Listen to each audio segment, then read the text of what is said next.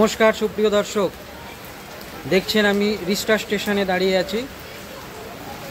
যাব আজকে বইচি, যেখানে একটা সুন্দর বৃন্দাবন নিধিবন যাকে বলে বৃন্দাবনের তা দর্শন করব। সেটা হচ্ছে রাখাল রাজা মন্দির।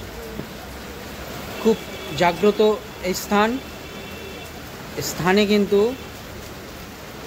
বিকেল 4টের পর মানে সন্ধে হয়ে গেলে আর থাকা যায় না, এমনই একটি স্থান, খুব জাগ্রত।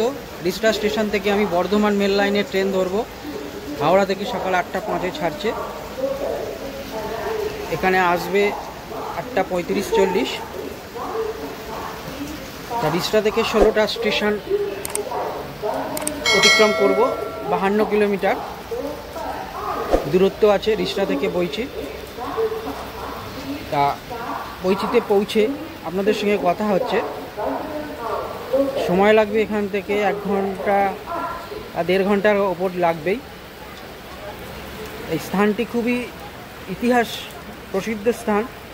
এখানকার ইতিহাস আপনাদের জানাবো, কেন এই স্থান আজকে বৃন্দাবনের নিধিবন হয়েছে। খুবই নির্জন নিরিবিলি স্থান। আজকের একটু পরিবেশটা অন্যরকম, বৃষ্টি বাড়ি, শীতের সকালে বৃষ্টি। যাই হোক, আপনাদের সঙ্গে পরে কথা হচ্ছে। হাওড়া থেকে সকাল 8টা 5-এর বর্ধমান মেল লাইনের লোকাল রিস্টায় এলো 8টা 40 নাগাদ। রিস্টার 3 নম্বর প্ল্যাটফর্মে হাওড়া বর্ধমান মেল লাইনের ট্রেন ঢুকছে। এই ট্রেনে চড়ে আপাতত জার্নি আমার শুরু হবে বইচির উদ্দেশ্যে।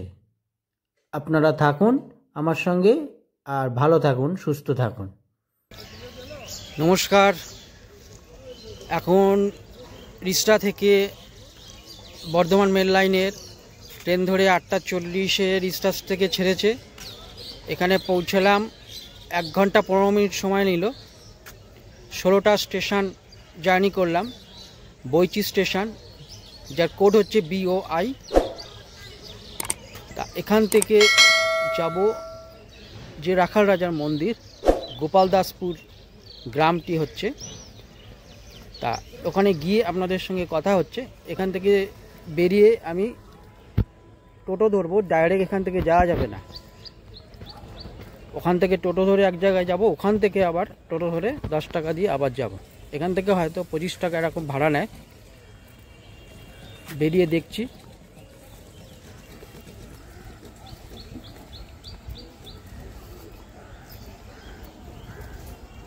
এই যে স্টেশন নামিয়েছে, যেটা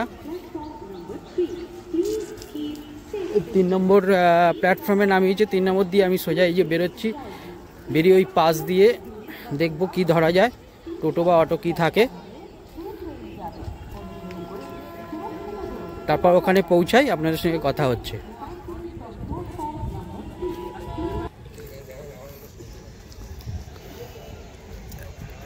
এই যে এই প্ল্যাটফর্মে আমাদের নামিয়েছে, যাব এই পার হব।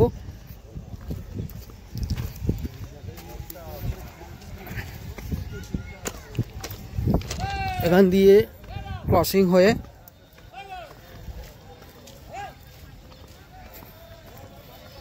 এখানে টোটো থাকে।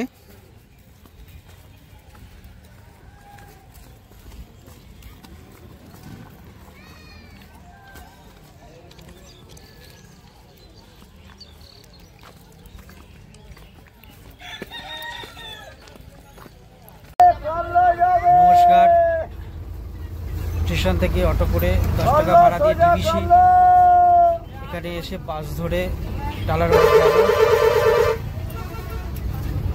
এগুলো বৈদ্যপুরের দিকে যে যাচ্ছে বাসগুলো, টালার মোড় যাব। টালার মোড় থেকে আবার টোটো করে গোপালদাসপুর।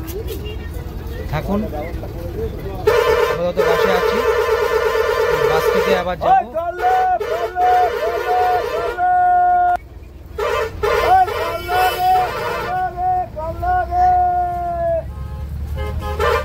বাসগুলো কালনা যাচ্ছে, কালনা থেকে কালনা পর্যন্ত যাচ্ছে। কালনার বাসগুলো ধরে ওখানে পৌঁছাবো।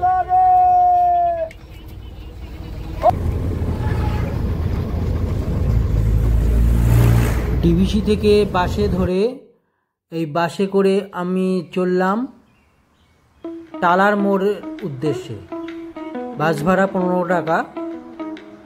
এই রাস্তা ধরে বাস ধীর গতিতে এগিয়ে চলল। পাশে দুপাশে গাছের সারি আর ধান জমি, ক্ষেত।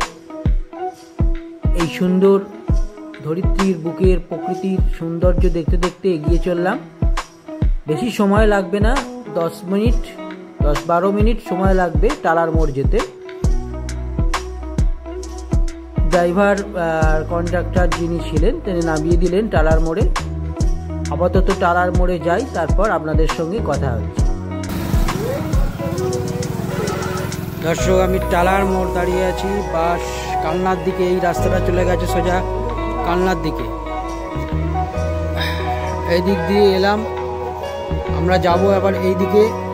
এই রাস্তা যে চলে গেছে, এখান দিয়ে গোপালদাসপুর যাবার টোটো ধরবো। টাউন স্টেশন থেকে 10-15 মিনিটের মতো সময় নিল টালার মোড়ে আসতে।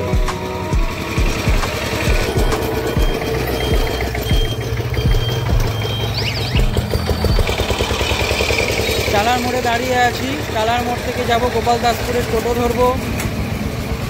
বাসে 15 টাকা ভাড়া নিল, আর ডিভিসি অবধি টোটো ভাড়া 10 টাকা।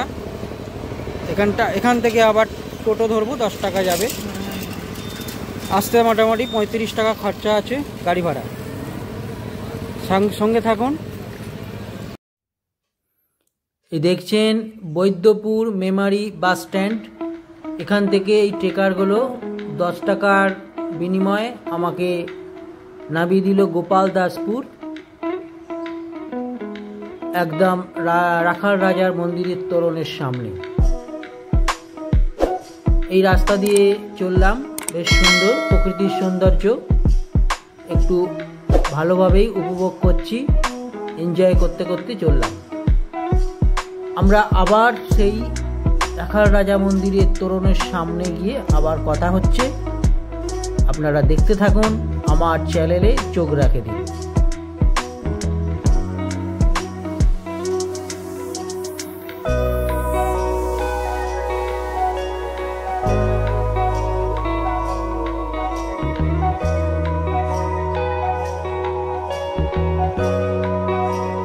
দেখছেন রাখাল রাজার মন্দিরের তোরণ, গোপালদাসপুর। এই তোরণের ভেতর দিয়ে যে রাস্তাটা চলে গেছে, এই রাস্তা ধরে সোজা এগিয়ে যাব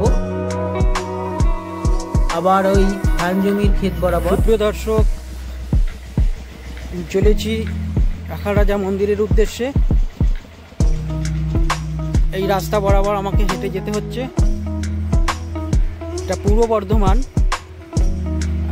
কালনা 2 নম্বর ব্লক, আর বৈদ্যপুর গ্রাম পঞ্চায়েত, গোপালদাসপুর গ্রাম, বৃন্দাবনের নিধিবন বলা। কেন সেটা আপনাদের জানাবো, এখানকার ইতিহাস। সঙ্গে থাকুন। যারা চেনেন না, আমি অরূপ, আমার চ্যানেল দেখছেন অরূপ জার্নি। লাইক, শেয়ার আর কমেন্টটা করবেন, আর সাবস্ক্রাইব করে পাশে থাকা বেল আইকনটি প্রেস করে দেবেন, যাতে পরবর্তী ভিডিওগুলি পেতে পারেন। মোটামুটি স্টেশন থেকে 35 টাকা ভাড়া নিল। ডাইরেক্ট আসা যাবে না, রিজার্ভ করে আসতে গেলে আরও বেশি খরচা পড়ে যাবে। ডিভিসির ওখান থেকে টোটো ধরে বাস রোডে আসতে হবে, বাস ধরে টালার মোড় থেকে ট্রেকার ধরে এই গোপালদাসপুর অঞ্চল।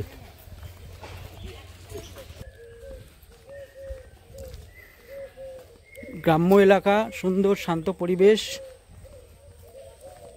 বাড়িগুলি পাকাই আছে, কিছু কাঁচা বাড়িও আছে, গ্রামের বাড়ির মতো।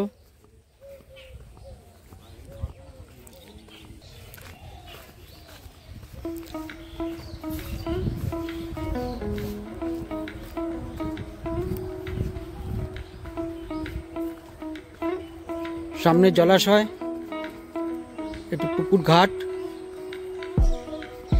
ধানের গোলা, একদম গ্রাম্য পরিবেশ। বৃন্দাবনের আমরা জানি নিধিবন, যেখানে রাত্রি হলেই রাধাকৃষ্ণের নৃত্যলীলা চলে, যার জন্য সন্ধ্যা হলেই সেখানে ব্যারিকেড করা থাকে এবং কোনো লোকজনকে ওখানে আসতে দেওয়া হয় না। এখানেও ঠিক তেমনি রাত্রি 4টের পর আর এখানে কাউকে থাকতে দেওয়া হয় না। নিধিবন মানে হচ্ছে পবিত্র স্থান, একটা পবিত্র বন। এই পবিত্র বন কেন বলছে,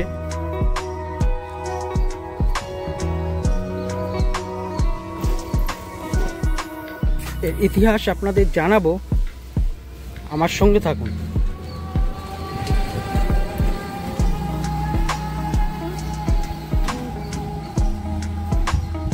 একদম নির্জন একটি পরিবেশে, কেননা রাত সন্ধ্যা হলেই এখানে কিন্তু ফাঁকা হয়ে যায়, কোনো লোকজন জনশূন্য হয়ে যায়। একদম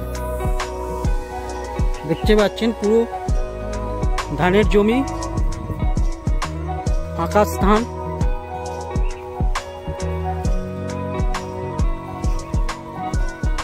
ফাঁকা স্থানের মধ্যে দিয়ে আমি চলেছি। আপনাদের এখানে মন্দির দর্শন করার পর সময় থাকলে জগৎগৌরী মন্দিরটিও দর্শন করিয়ে দেবো, সেটাও এই অঞ্চলের একটি প্রসিদ্ধ মন্দির। তা দর্শক বন্ধু,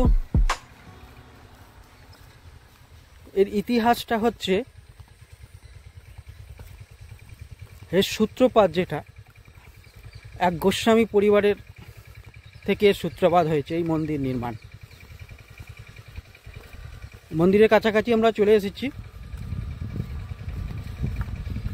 তা এখানে প্রসাদ পেতে পেতে একটু দেরটা হয়ে যায়, তাই হয়তো হবে না, কেন অনেকটা পথ ফিরতে হবে। আপনাদের ইতিহাস জানাবো, সামনেই মন্দির আপনাদের দর্শন করাচ্ছি। আমরা মন্দিরের কাছাকাছি চলে এসেছি।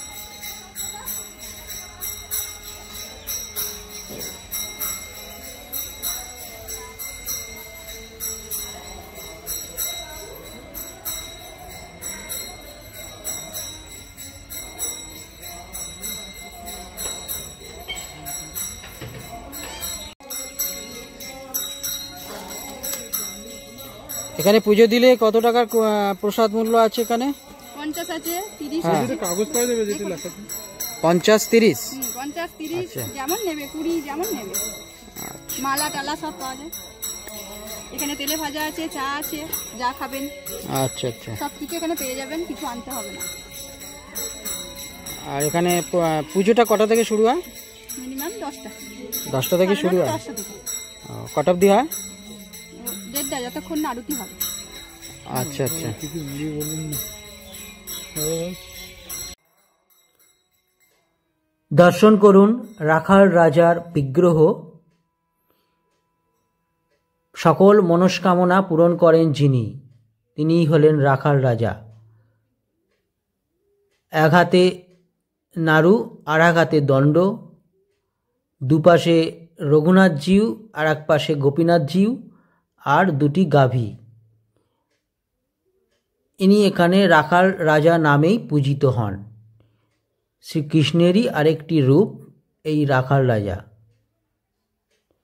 অসাধারণ বিগ্রহ, 600 বছরের প্রাচীন এই বিগ্রহ।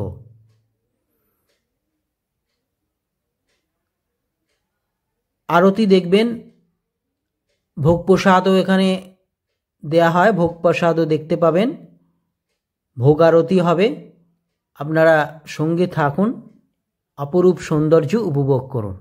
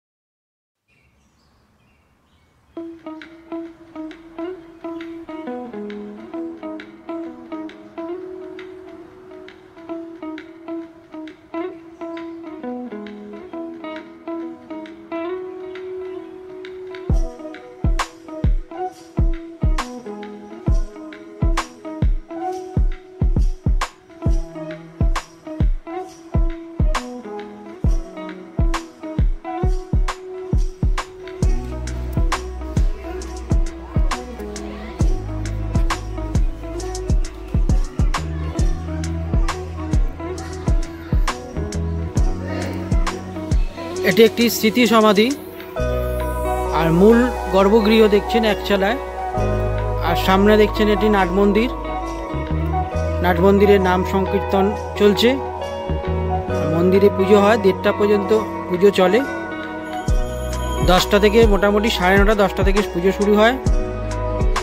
আর সামনে দেখছেন পুরো খোলা জায়গা, রাত্রি হলে কিন্তু এখানে খুব নির্জন জনশূন্য হয়ে যায় এবং চারধারে শ্রীকৃষ্ণের বাল্যলীলাগুলো সব এখানে বিগ্রহরূপে সব সাজানো রয়েছে।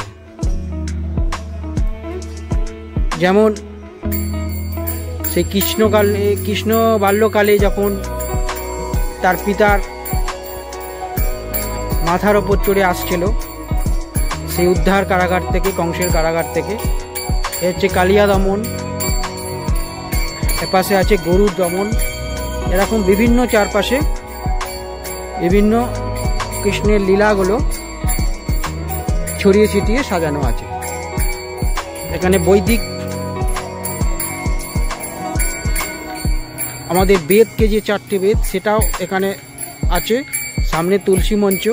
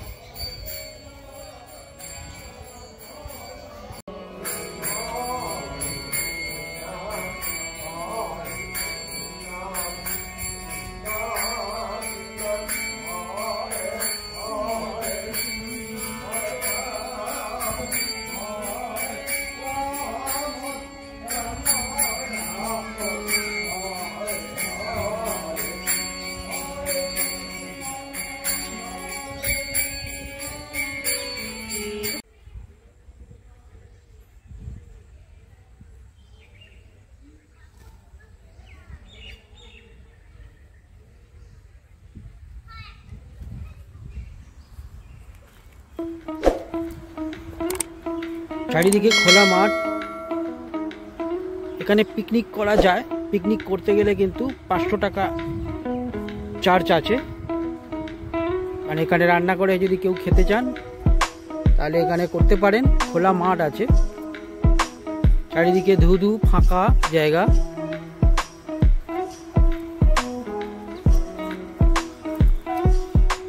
সুন্দর একটি পরিবেশ। শীতকালের পক্ষে এটি খুব সুন্দর মনোরম পরিবেশ।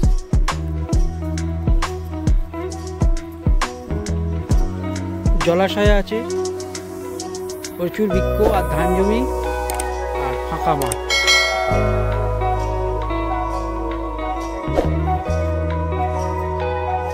এখানে একটি পরীক্ষা করা রয়েছে, খাল কেটে পরীক্ষা করে রেখেছে।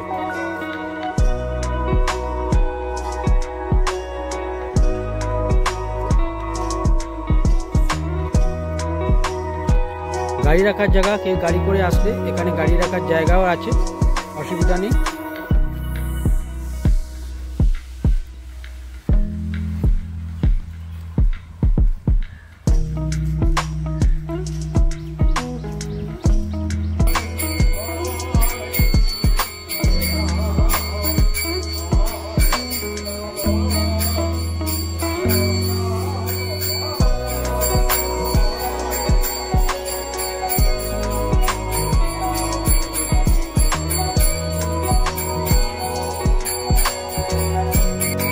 সুপ্রিয় দর্শক, এই যে বৃন্দাবনের নিধিবন, এই পশ্চিম বাংলায় পূর্ব বর্ধমান গোপালদাসপুর গ্রাম এবং বৈদ্যপুর গ্রাম পঞ্চায়েত। কেন নিধিবন বলছি? নিধিবন পবিত্র বন, যেখানে রাধাকৃষ্ণ তার নিত্যলীলা চালায়। সেই বৃন্দাবনের নিধিবন রাতে যেমন যেতে দেয় না, এখানেও রাত্রিবেলা আর থাকতে দেয় না কাউকে। এখানে খুব জাগ্রত স্থান, অনেক মনস্কামনা পূরণ হয় মানুষের। এর ইতিহাসের সূত্রপাত যেখানে রামকানু গোস্বামী পরিবার, যে নদিয়া থেকে কালা পাহাড়ের ভয়ে এইখানে পালিয়ে এসেছিলেন। এবং এই রামকানু গোস্বামী একজন খুব সিদ্ধ বাকসিদ্ধ মানুষ ছিলেন। এই বাকসিদ্ধ মানুষ হওয়ার জন্য একটু পূর্ব ইতিহাস যদি বলি, এই রামকানু গোস্বামী যখন তার যে আমাদের ভারতবর্ষে যে সাধন ক্ষেত্র শাক্ত, শক্তি এবং বৈষ্ণব, তার মিলন একসঙ্গে মিলে গিয়ে আমাদের বাংলার বুকেও সেই সাধন ক্ষেত্র গড়ে উঠেছে। সেরকমই একটি সাধন ক্ষেত্র এই রাখাল রাজার মন্দির, পূর্ব বর্ধমান গোপালদাসপুর গ্রাম। তাই রামকানু গোস্বামীর কথা যেটা বলছিলাম, এই রামকানু গোস্বামী যখন এখানে চলে আসেন, ওনার অজান্তে তার পুত্র তার অভিশাপেই 3 দিনের মধ্যে গত হন। এবং তিনি এতটাই শোকাহত হয়ে পড়েছিলেন যে এখানেই তিনি থেকে যান। তিনি বাকসিদ্ধ ছিলেন বলে তার সাধন ক্ষেত্র এটা তৈরি হয়, কেননা এখানেই তার পরিবার নিয়ে বসবাস করতে থাকেন। কিন্তু এখানকার যে রাজা ছিলেন তৎকালীন, গোপাল দাস নামেই একজন রাজা ছিলেন। এই রাজা এখানে যখন আসেন, দেখছেন বিনা অনুমতিতে তিনি এইখানে বাস করছেন। তা রামকানু গোস্বামী তার যথাসাধ্য চেষ্টা করেন রাজাকে তুষ্ট করতে, তার আপ্যায়ন করেন, অতিথি সেবা করেন। রাজা এবং তার লোকবলকে নিয়ে এসেছিলেন, কিন্তু রাজা তাতে সন্তুষ্ট হয়েছিলেন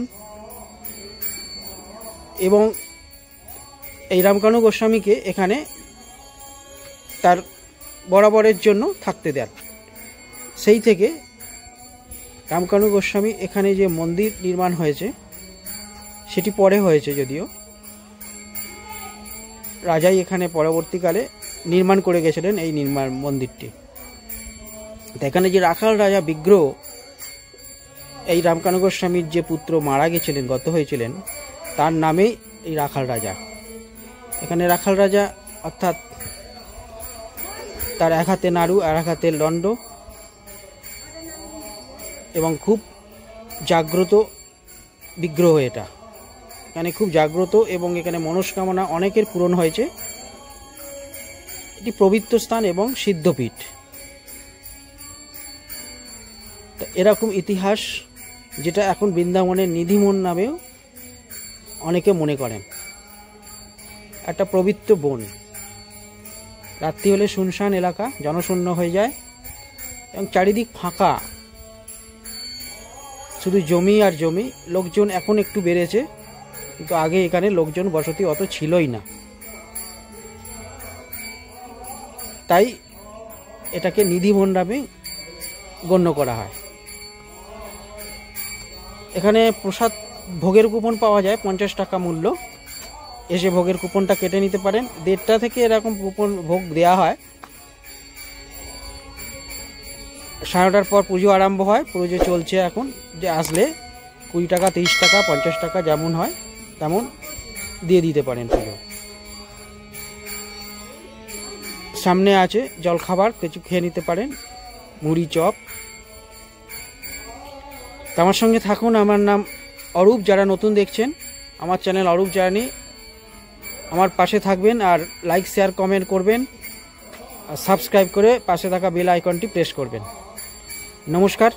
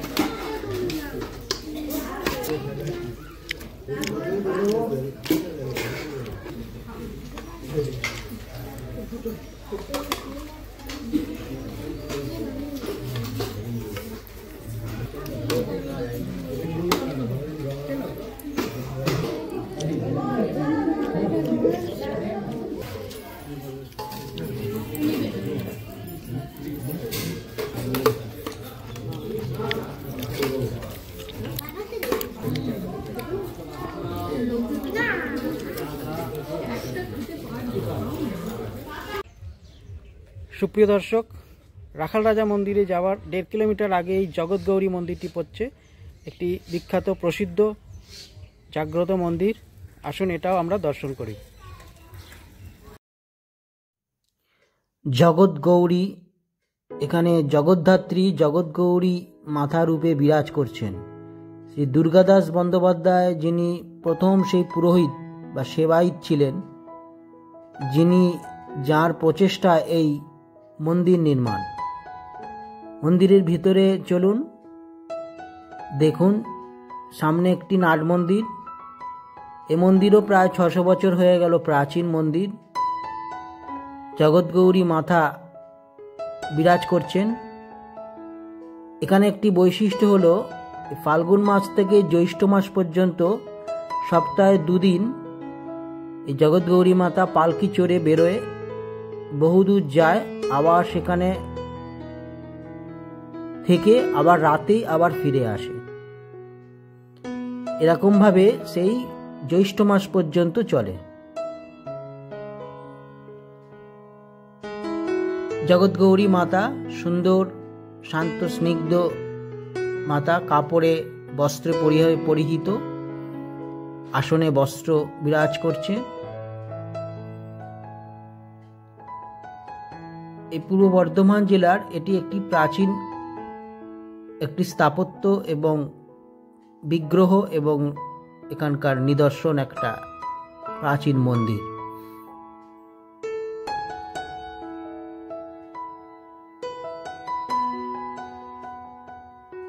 আপনারা দেখতে থাকুন, ভালোই লাগবে।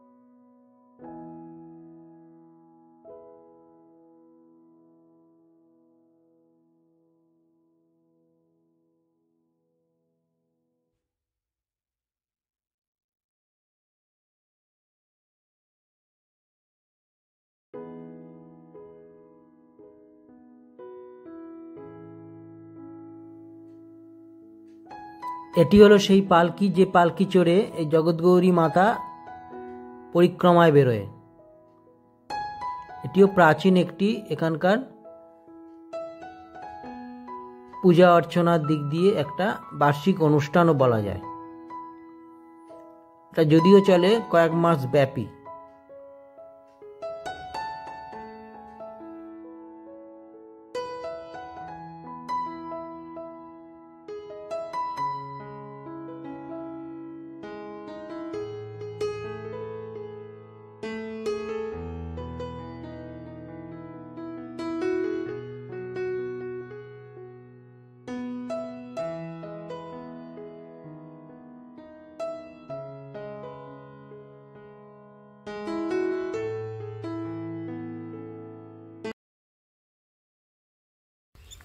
সুপ্রিয় দর্শক, ভোগ প্রসাদ পেলাম 50 টাকা কুপনের বিনিময়ে।